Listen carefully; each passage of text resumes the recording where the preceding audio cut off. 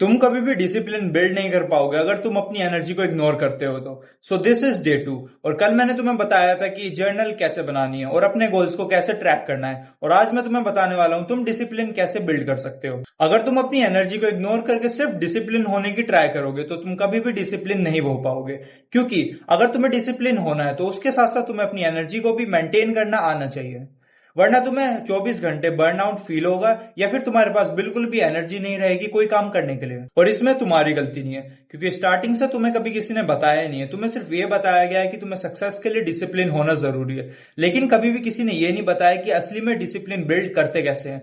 Discipline तुम तब build करते हो जब तुम अपनी एनर्जी को सेव करते हो एंड अपनी एनर्जी को उस जगह पर लगाते हो जो काम तुम्हें करना है। मैं तुम्हें एक एग्जांपल से समझाता हूँ। फॉर एग्जांपल, दो लोग हैं, एक काफी ज्यादा पतला है एंड एक काफी ज्यादा मोटा है। अगर उन दोनों की रेस होगी तो कौन जीतेगा? दोनों ने कभी ट्रेन नहीं करा तो उसमें से चांसेस ज्यादा उसके होंगे जो वो पतला है, क्योंकि उसकी बिल्ड ऐसी है, वो उस चीज के लिए बना हुआ है। वैसे ही तो होता है तुम्हारा डिसिप्लिन, क्योंकि उसकी बिल्ड ऐसी है, उसके पास एक एडवांटेज है। वैसे ही एडवांटेज तुम्हें मिलता है जब तुम अपनी एनर्जी को सेव करते हो। अगर तुम अपनी एनर्जी को मेंटेन करके रखोगे तो उसे तुम डिसिप्लिन में यूज कर सकते हो और उसके बाद तुम्हें बर्नआउट भी फील नहीं होगा। लेकिन अगर तुम 24 घंटे स्क्रोलिंग करोगे, बिल्कुल भी हेल्दी नहीं खाओगे, तब तुम्हारे अंदर वो एनर्जी नहीं रहेगी और फिर तुम चाहकर भी डिसिप्लिन फॉलो नहीं कर पाओगे। तुम्हें ये तो पता चल गया कि तुम्हें अगर डिसिप्लिन रहना है तो उसके लिए तुम्हें एनर्जी चाहिए होगी, लेकिन एनर्जी को बिल्ड करें कैसे?